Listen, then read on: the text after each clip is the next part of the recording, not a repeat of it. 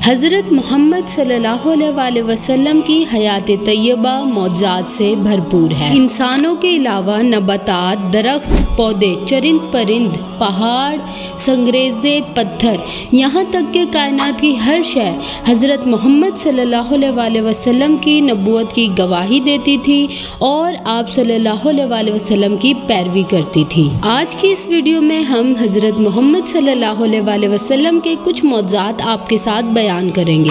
اگر آپ کو اسلامی واقعات سننے میں دلچسپی ہے تو میرے چینل دی شیعہ وژڈم کو سبسکرائب کریں۔ ایک مرتبہ ایک انصاری کے پاس بکری کا صرف ایک ہی بچہ تھا۔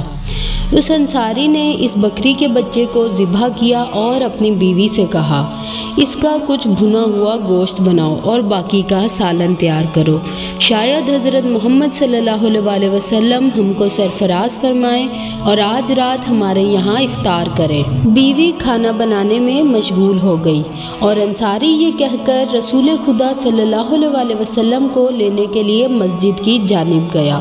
اس انصاری کے 2 چھوٹے چھوٹے بچے تھے جنہوں نے اپنے باپ کو بکری کا بچہ ذبح کرتے ہوئے دیکھا تھا۔ ان میں سے ایک بھائی نے دوسرے کو اسی طرح ذبح کر دیا۔ جب ان کی ماں نے یہ منظر دیکھا تو رونے پیٹنے لگی۔ دوسرا بچہ ماں سے ڈر کر بھاگا اور کوٹھے کی چھت پر سے نیچے گر کر مر گیا۔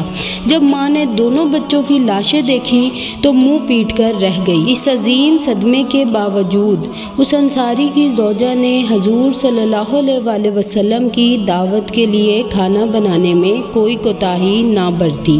اس مومنہ نے اپنے بچوں کی لاشوں کو چھپا دیا اور کسی سے اس بات کا ذکر نہیں کیا اور عقیدت کے ساتھ دعوت کی تیاری کرتی رہی۔ الغرض حضرت محمد صلی اللہ علیہ وسلم اس انصاری کے ساتھ افطار کے وقت اس انصاری کے گھر تشریف لائے۔ جب دسترخوان سجایا گیا تو اسی وقت حضرت جبریل علیہ السلام نازل ہوئے اور کہا، یا رسول اللہ، اس انصاری سے کہیے کہ اپنے بچوں کو بھی دسترخوان پر حاضر کرے۔ آپ صلی اللہ علیہ وسلم نے اس انصاری سے فرمایا تو وہ بچوں کو بلانے کے لیے اپنی زوجہ کے پاس آیا۔ زوجہ نے کہا، بچے کام سے گئے ہیں، موجود نہیں ہیں۔ انصاری نے یہ بات حضور صلی اللہ علیہ وسلم سے بیان کی، لیکن حضرت صلی اللہ علیہ وسلم نے فرمایا کہ ان کا آنا ضروری ہے۔ تب اس انصاری نے اپنی زوجہ سے دوبارہ پوچھا تو اس نے تمام حقیقت حال سے اس انصاری کو آگاہ کیا۔ انصاری نے دونوں بچوں کی لاشیں حضرت محمد صلی اللہ علیہ وسلم کے سامنے لا کر رکھ دیں۔ آپ صلی اللہ علیہ وسلم نے دعا کی اور خدا نے ان دونوں کو اسی وقت زندہ کر دیا، جنہوں نے کہا جاتا ہے کہ بہت لمبی عمریں پائیں۔ ایک مرتبہ ایک روایت ہے کہ کچھ لوگوں نے اپنے کنویں میں پانی کی کمی اور اس کے کھاری ہونے کی حضرت محمد صلی اللہ علیہ وسلم سے شکایت کی۔ حضرت محمد صلی اللہ علیہ وسلم ان کے ساتھ اس کنویں پر گئے اور اپنا لعاب دہن اس میں گرا دیا۔ اسی وقت وہ پانی شیریں ہو گیا اور جوش مارتا ہوا بلند ہوا۔